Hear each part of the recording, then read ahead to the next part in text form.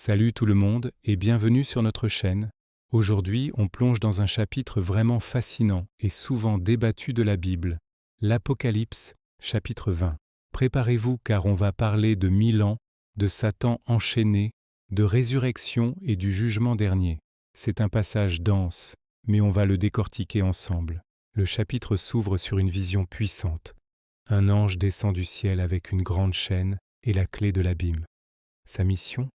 Capturer le dragon, le serpent ancien, qui est le diable ou Satan, et l'enchaîner pour 1000 ans. Il le jette dans l'abîme, le ferme et le scelle, pour qu'il ne puisse plus séduire les nations pendant cette période. Imaginez ça, une ère de paix de 1000 ans, sans l'influence trompeuse de Satan. C'est ce qu'on appelle souvent le millénium. Pendant ces 1000 ans, l'apôtre Jean voit des trônes. Sur ces trônes sont assis ceux à qui le pouvoir de juger a été donné. Il voit aussi les âmes de ceux qui ont été décapités pour leur témoignage de Jésus et pour la parole de Dieu. Ce sont les martyrs, ceux qui n'ont pas adoré la bête ni son image, et qui n'ont pas reçu sa marque. Le texte nous dit qu'ils reviennent à la vie et règnent avec Christ pendant 1000 ans. C'est ce qu'on appelle la première résurrection. Le verset 6 ajoute que ceux qui participent à cette première résurrection sont heureux et saints. La seconde mort n'a aucun pouvoir sur eux, et ils seront prêtres de Dieu et de Christ. Mais que se passe-t-il pour les autres morts ? Le texte précise qu'ils ne sont pas revenus à la vie avant la fin des 1000 ans. Cela suggère qu'il y aura une autre résurrection plus tard. On y reviendra dans un instant. Maintenant, que se passe-t-il à la fin de ces 1000 ans ? L'histoire n'est pas terminée.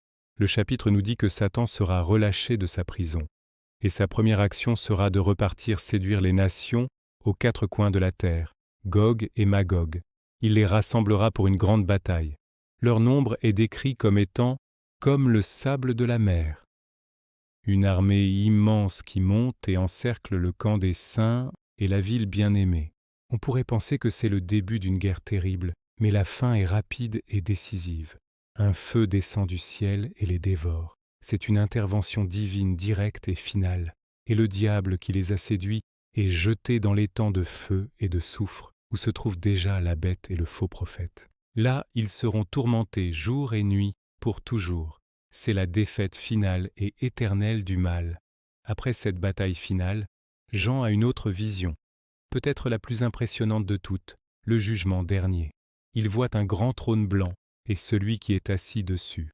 Devant lui, la terre et le ciel s'enfuient, et on ne trouve plus de place pour eux.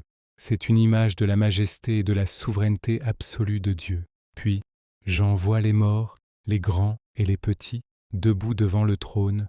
Des livres sont ouverts. Un autre livre est également ouvert, c'est le livre de vie.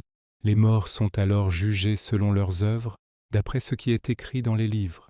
La mer rend ses morts, la mort et le séjour des morts rendent aussi les leurs.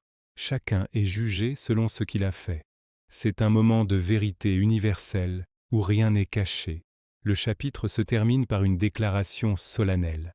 La mort et le séjour des morts sont jetés dans l'étang de feu. C'est la seconde mort. Et quiconque n'est pas trouvé inscrit dans le livre de vie est également jeté dans l'étang de feu. Ce chapitre 20 de l'Apocalypse est incroyablement riche.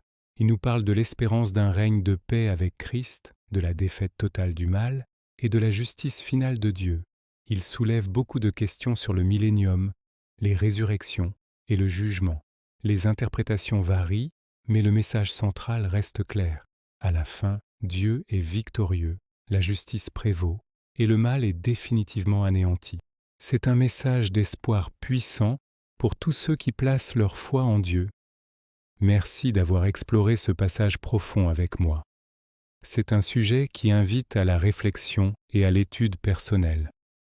Si vous avez apprécié cette vidéo, n'hésitez pas à laisser un j'aime, à partager vos pensées dans les commentaires et à vous abonner pour ne pas manquer nos prochaines explorations bibliques. Prenez soin de vous et à très bientôt.